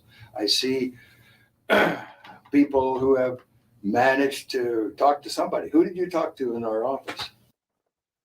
The subject begins with a pause, well, indicating a need to think for answers. The subject acknowledges that it may be that the interviewer has very unique, never seen before footage. This is to affirm the possibility of such existence. He then weighs this possibility via the comparison but with his need. The pronouns here must be followed, but I need to see it. Without disputing the existence of very unique footage, the subject makes a very strong statement, I need to see it, without qualification. Here he does not use I guess or an exercise of personal choice. This is very important to him. It is not, however, all that he must have, but I need to see it, and then we sit down and we talk about it. And then is the passage of time. Not only does this choice of wording reveal his need to see it, but there will be time for him to process the information. We sit down is to A, reveal tension, body posture, sitting down, B, demand for unity, that this unity will only come after he himself has viewed what the interviewer has. And C, and we talk about it, is to repeat the emphasis on unity. Question, what might be the pause of time here? Answer, the subject must be convinced that he himself has the cooperation, unity of the interviewer. He did not say, and then we talk about it, but said, we sit down and we, which is an unnecessary emphasis on unity, talk about it. Before they talk about it, they will sit down. This slows down the pace, increases tension, and tells us that the subject will not disclose information or even continue the interview until the subject is convinced that there is unity, agreement between himself and the interviewer. And then we sit down and we talk about it. Next, we now see why he could only guess about personal choice. I don't see where there's an advantage, pause, in it for me to do what you're asking me to do. This breaks the unity of we and now goes back to I, in which he reports what he does not see. He does not see the advantage. Then there is a pause, which signals increase in sensitivity in the need for more consideration, where he adds, for me, the subject has turned this back on himself. Recall he referenced the element of time, but not the topic. Now he introduces advantage for himself. Question, is the subject disagreeing because he is not being paid? Here the subject acknowledges that he has knowledge that people have gained access to somebody. That these people have managed suggests considerable effort and success. This may be due to various reasons, including A, difficulty in identifying those in authority, or B, managing through barriers to actually talk to one in authority. Not only does this sentence tell us that it is so challenging to get through to authority, but that our subject wants to know the name of the official that the interviewer talked to. This now answers the question as to why there is reluctance. It is not due to money, but requires somebody from our office to be notified. Our subject needs some sort of permission to speak freely in the interview, even after the lengthy passage of time. I talked with Heather at Tor Books. Yeah, but is this helping book promotion? Are you going to be putting anything out during the time that I'm marketing books? The subject asked a direct question that the interviewer did not answer regarding helping book promotion. The subject then asked another question that specifically called for an answer of what he himself would be marketing. The interviewer did not answer. Regardless of the topic, that is a breach of trust. The interviewer is seeking information but will not provide information. This will always put the interviewee into a defensive posture.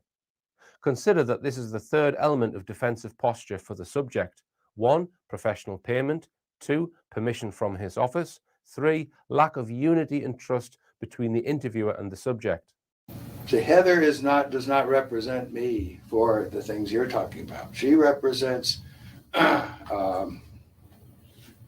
book selling activity. He speaks directly about publicity and representation, but not about any permission or confidentiality issues. The refusal to answer has likely settled the subject into his already established defensive posture. It is a significant mistake in journalism. The subject, via answering questions, is vulnerable and now trust is broken. I think when you see the footage, you'll see that it's Wow. very extraordinary, one of a kind, Okay. behind the scenes type Yeah. of footage. Well, if it is, why do you have access to something that no one else has seen before? He now turns into the interviewer. Trust is broken as he challenges the interviewer, not with how, but why. This reduces sensitivity towards the footage down and sensitivity personally towards the interviewer upward. Serendipity, I guess. And it was recorded on the 18th Of what? of July, 1969. Yeah. Apollo 11, Houston, go TV looks great. Over.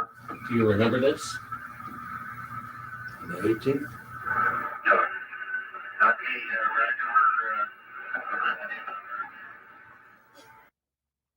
Aldrin watches the footage. The footage shows the Earth filmed from within the Apollo 11 spacecraft at a time when the mission was supposed to be halfway to the moon. The footage shows the astronauts filming the Earth from the back of the spacecraft through a circular window a number of feet away. It is claimed they are using a crescent-shaped insert in the circular window in order to mimic the Earth's terminator, the line between day and night, so that the Earth appears to be much further away than it actually was. The lights are turned out within the spacecraft, making the space within the spacecraft indistinguishable from the space outside the spacecraft surrounding the Earth. Sibrel believes Apollo 11 was in a low Earth orbit for the duration of the mission, and these shots were being made by the astronauts to possibly be used to convince the public that Apollo 11 was on its journey to the moon. The final shot shows Michael Collins with the Earth outside the window looking very large, indicating Apollo 11 probably was in a low Earth orbit at this time. Hello, Apollo 11. Houston, Goldstone says that the TV looks great. Over.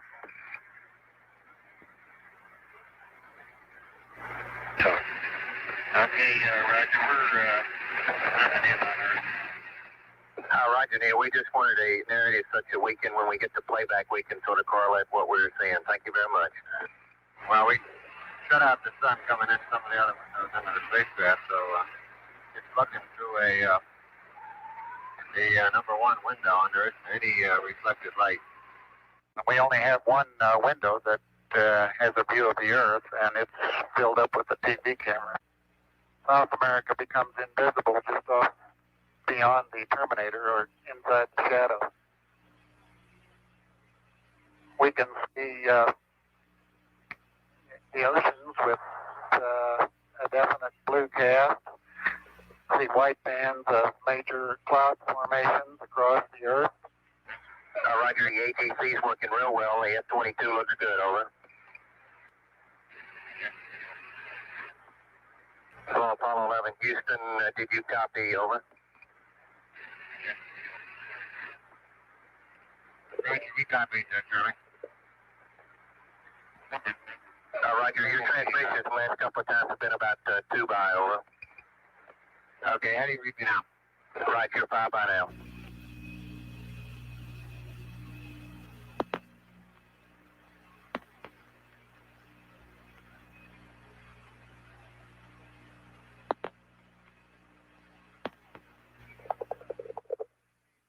Coastline. Now we're coming in. Can't quite make out who that is.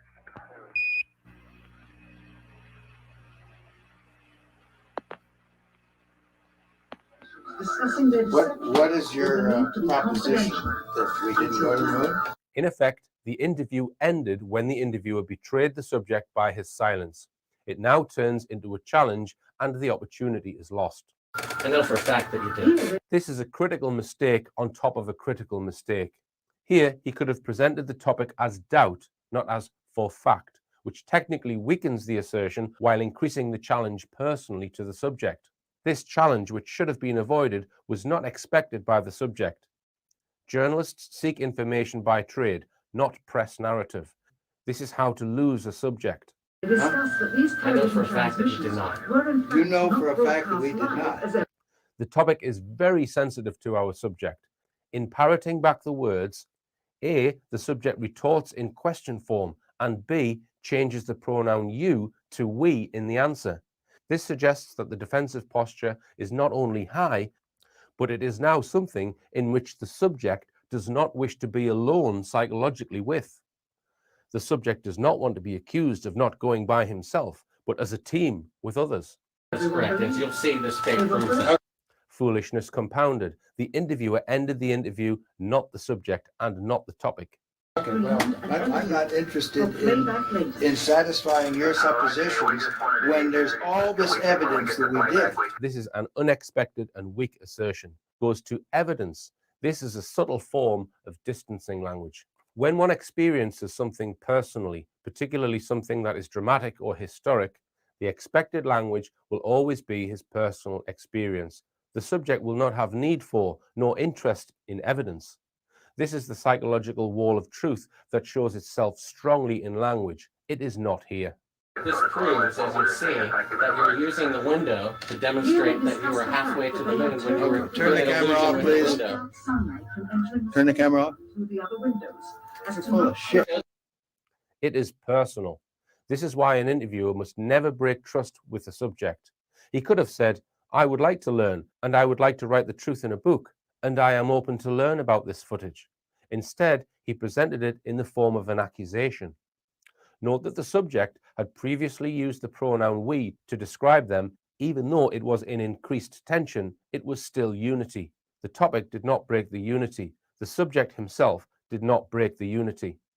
That you're in Earth orbit. Now, if the moon is 3 days away, and this is late on the 18th, how could you possibly walk on the moon 2 days later when this was shot on the 18th? You want me to sit in front of a camera while you're taking pictures, you're showing this, and then you want to see my reaction? This is a challenge that could have been diffused with honesty. Yes, this way we can learn from you, or anything similar. By repeating the word fact, the interviewer only increases the resistance of the subject. I know for a fact That's slimy journalism. Do you realize that? If You ought to be ashamed of if you read the yourself. document that I have in here, you'll find that it's not. That this is a personal plea to do what is right. Virtue signaling is also insulting, which only increases the resistance. This is a very poorly conducted interview. By using personal plea, however, he got the subject's attention, who turns back into his earlier offer. Well, we sit and we talk about things ahead of time. Analytical interviewing rule 101. Do not interrupt the subject. It is likely that the lack of trust could have been repaired by reviewing the material off camera. This should have been agreed to, as it is disarming and would have allowed the interviewer to get information one way or another. The interviewer shows that he is not interested in the truth, but in pushing his narrative. Document that you want to see. I know for a fact. The interviewer's own weakness continues in his repetition of fact. But what it is you're trying to do is unethical. You don't believe that? The subject asked the interviewer a question and the interviewer refused to answer. The subject asked the interviewer a second question, of which he was refused. The subject now introduces ethics. No, I do not. Then we have a difference of opinion. This is where you're using the window of the spacecraft to appear to be the Earth far away. We got the raw footage of it. We have an auxiliary track, so I'm prompting you when to speak. You believe in UFOs? You No, I do believe not. we've been visited by? Well, why do No, I you want to don't. believe this? The need to ridicule the interviewer suggests the sensitivity of the information. Unfortunately, the interviewer made sure that the sensitivity to the information would not be addressed. I know for a fact, we've had this analyzed, and this is the window, and and it's dated by an atomic clock at the Goldstone tracking station, which is on the tape. Well, you're talking to the wrong guy. Why don't you talk to the administrator at NASA? We're passengers. We're guys going on a flight. I We're know not. for A. Question form is regarding authority. B. Sentence in the present tense is unreliable. C. He was about to tell us in the negative, we are not, but it will not be known because the interviewer interrupted the subject. I know for a fact that it didn't. And this tape would prove it in a court of law. It would. Why don't you try it? Why don't you put your money into a court of law and see how people laugh at you? You want it? No one is Is your laughing. camera working? The subject is concerned about how he will come off on camera. This is the result of not only sensitive information, but broken trust personally. The subject likely is concerned that the journalist who has condemned him will wish to portray him personally as one in guilt. No one has laughed. It is likely that the journalist has been laughed at. And this makes you the real famous person that has discovered this and reveals all this stuff. What an ego you must have to want to propel yourself like this. The wording used by the subject here, while attempting to insult, reveals sensitivity towards the topic, not only the interviewer. This is why accusations should be made reluctantly, only when absolutely necessary and without morals. That's not why I'm doing it, and God knows that's not why I'm doing it. I'm doing it for the truth to come out because I think it was wrong. The self-justification is another mistake for a journalist. This has set up disparity. The journalist knows right from wrong, and the subject is wrong. There is no unity in this, and the information now greatly hindered as it turns personal, to condemn the journalist and defend self. It moves emotion away from the topic, which would have granted the most yield, and towards personal justification. Doing it for the truth is a positive, but because I think it is wrong, whether accurate or not, condemns the subject as the wrongdoer and pushes him into an even greater defensive posture. This will lead him to defend himself rather than the mission or any details of the mission. The journalist increases the personal pressure, which then causes us to view any sensitive reaction in the same way. One is wrong and has to defend himself. So he is not wrong, but the interviewer is wrong. While this is being done, valuable potential information is lost. Also notice how the No, astronaut but you're doing it the wrong way. You don't mislead somebody like me to come in here. The subject addresses the betrayal. Aldrin was told he was wrong and now tells the journalist that the journalist is wrong. Note the self-importance. Somebody like me follows the ridicule of the journalist, becoming famous in discovery. We might have gotten some insight into the topic discovered had the journalist not made this personal, good guy versus bad guy. Far better would be to allow the subject to see the material and know what it is about, and to decline to discuss it, only to be asked why he had a need not to discuss, including asking, are there any military reasons in some form? By setting up an adversarial relationship, the journalist lost the opportunity. You didn't go to the moon. That's misleading people. I'm showing you this Okay, tape. we went to the moon. We're not misleading anybody. This is not a strong assertion because A, it is parroted language, which reduces the element of internal stress if he was being deceptive, and B, it did not use the pronoun I as expected in a most personal historic event. It is unreliable as it stands. Then how is it possible that this is the window? It's shot to make it look like Look, you can manufacture all you want. This is a weak accusation, but we cannot conclude it is from the content. This is why making it personal through virtue signaling and condemning the subject loses the opportunity for information, including information gleaned specifically through the lens of statement analysis. This is straight. This isn't manufactured. Sure. You know that it To isn't. that of an interior of the astronauts at work. I believe this would prove it in a court of law that you did not go to the moon. It's dated on the 18th. It proves when you remove the You give me your Here's business the light. card. It's all in there. Camera controls, It's all but in there. not throw light onto the spacecraft's wall. Here they remove part of the crescent insert. This proves that it's the window. You can see them removing the crescent insert that you did to create the Terminator line in front You're of so your full of shit, I can't believe it. If you show this publicly, you're open for a lawsuit. Okay? Again, it's personal. So the conclusions are, the journalist did not glean information on the topic due to the fault of the journalist alone. The subject was placed in a personally accusatory defensive posture while being interviewed on a sensitive topic. It was the sensitivity around the topic that would have given us insight. The journalist instead guided the subject to avoid the topic and defend himself and attack the journalist. The lens of statement analysis allows for us to discern not only truth from deception, but content analysis. Had the journalist not made such accusations nor used morally charged language, he would have gotten information from the subject. Whether the subject never went to the moon, or if he did and is not permitted to speak about it from authorities, i.e. military, information could have been gleaned had the journalist remained open and unified with the subject. He did not. In the interview, the subject has the information. Each interruption lost information. Where there is a time for accusation is only at the end of an interview or when the subject refuses to answer. Viewing the subject's use of the pronoun we, the subject was, at the least, willing to speak off camera to learn what would be asked on camera. This would have been valuable information. Even if an agreement was reached before the camera was turned on, the journalist would have allowed for some information to be presented for analysis. The journalist's primary motive, according to his language, was not obtaining information.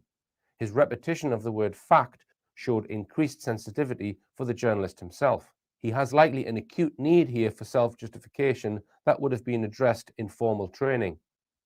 As interviewers, we allow subjects to condemn us if they wish, as long as they keep talking about the topic in hand. It is likely that the journalist, due to his own fault and perhaps from being personally accused of holding to a conspiracy theory, felt the need for self-justification and allowed it to overrule his effort to obtain information. The topic is very sensitive to both parties. One showed a strong need for avoidance, while the journalist possesses a strong need to prove his belief. In any interview, the interviewer will get one of two impressions. Either the subject is working with them to facilitate the flow of information, or he is working against the interview to hinder it. Buzz Aldrin began with a defensive posture. He introduced payment, representation, but also the sensitive topic of authority.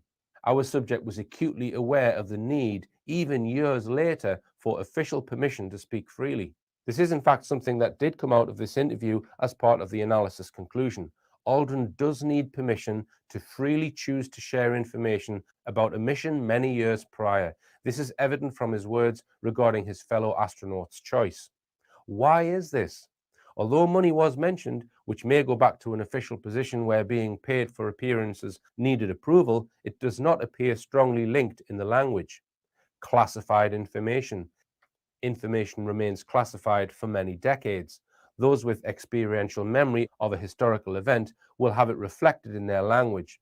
If they must conceal the information, regardless of the cause of concealment, it will put them under considerable stress and will show itself in the language.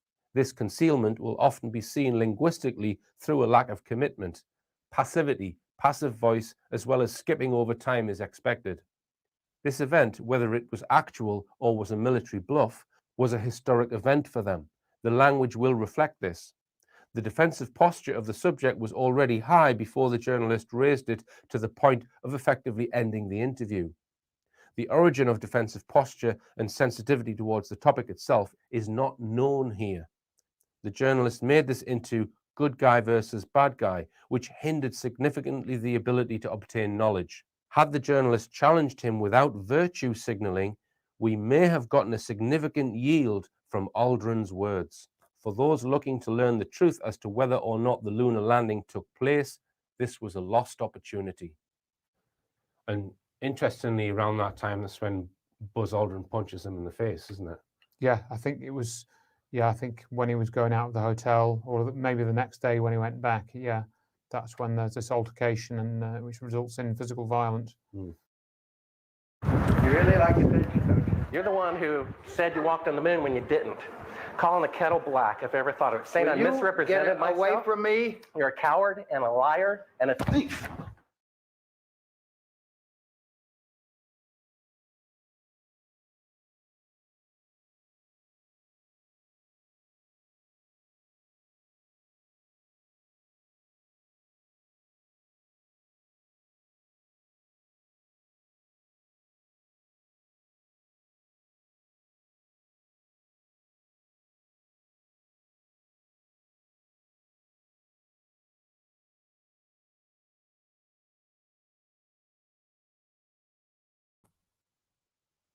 Boo.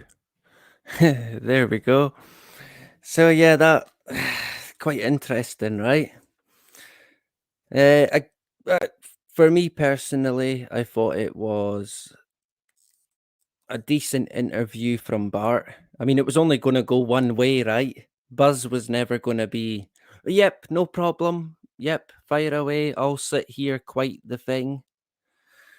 But he got very frustrated, angry, being angry, gave away quite a lot in what he said, even going by what Richard's experts' analysis had to say. At the end, Richard concluded maybe a lost opportunity. Personally, I don't think it was. I think Buzz did all he needed to do in that interview himself. It wouldn't matter who interviewed him. He gave a lot away. His reaction for me was one of the biggest giveaways to it. None of it was by surprise. It was almost like he thought he knew this day would come where some guy was going to question him about landing on the moon. Who knows? Maybe Bart was one of the first to ask him about it. Although I'm sure they knew that people would have been questioning if they had really landed on the moon. And of course, in my own personal view, they didn't. No way. So I'm not sure if it could be deemed a missed opportunity. I think we did get enough from it to conclude, yeah, more investigating needs to be done. Going by what Buzz Aldrin had to say, very suspicious, very shady. Let's go with that. I was going to play a bit, then jump in, play a bit, then I thought, know what? It'll make it worse.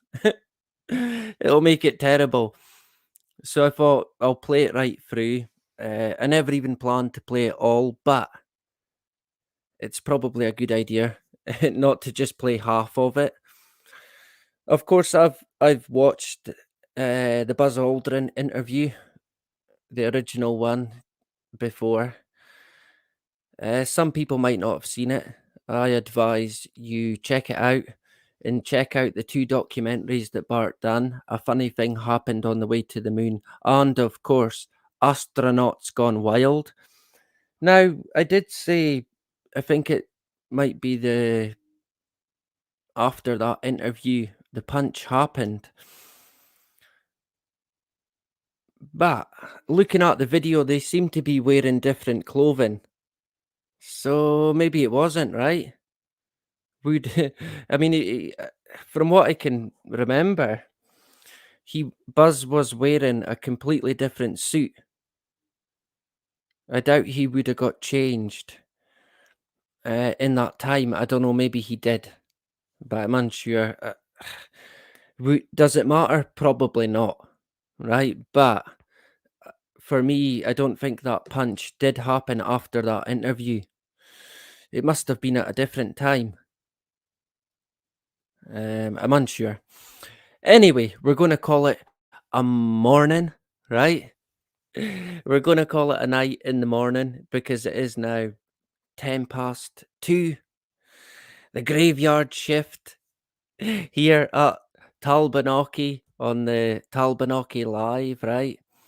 Like I said, I will be live with our English brother Sensum on Saturday, and on Sunday I will be on the Last Jacobites, and on Monday on the original channel we will be speaking to our Scottish brother from down the road, our very own Scots Armour, on Monday, right? Monday night. So 3 days in a row, basically, all out, right? Flat out.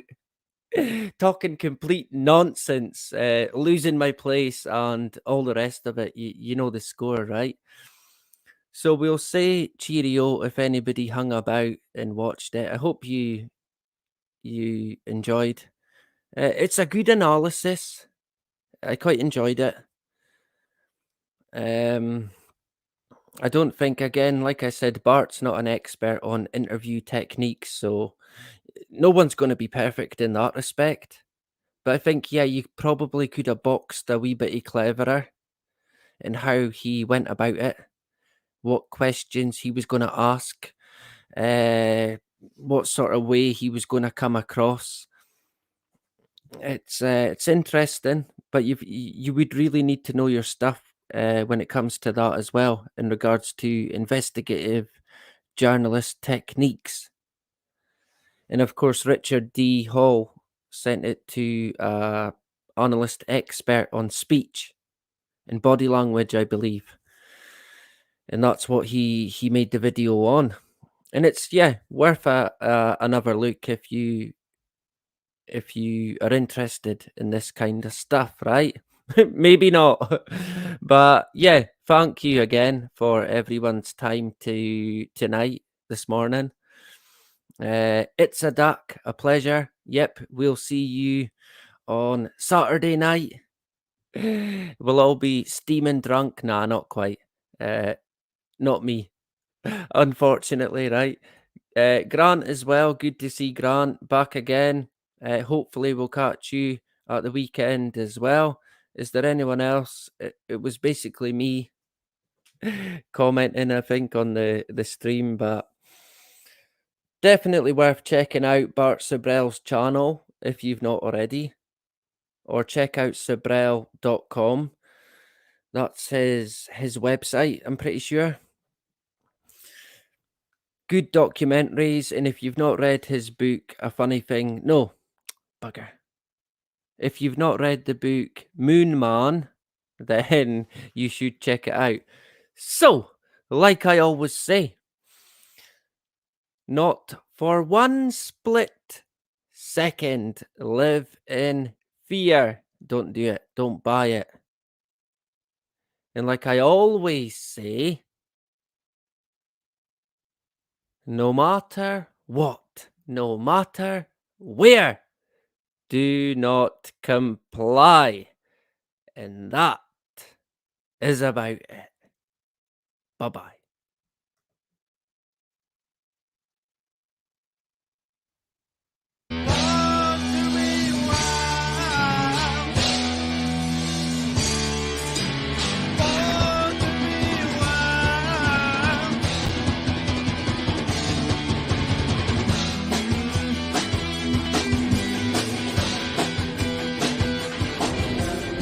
You want me to knock you in the head?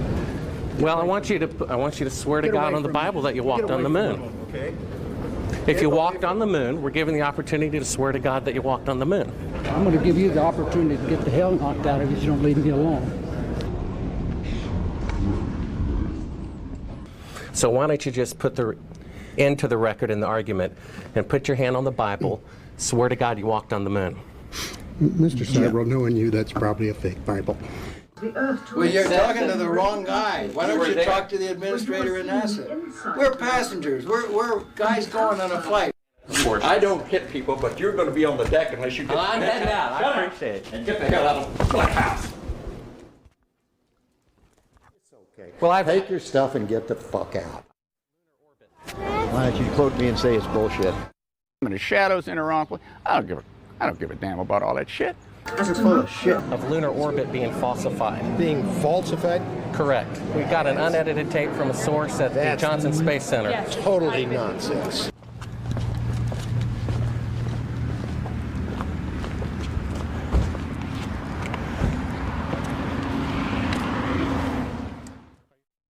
Mr. Cybro, you do not deserve answers.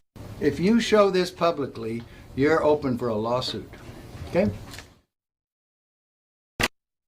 We're passengers. We're guys going on a flight.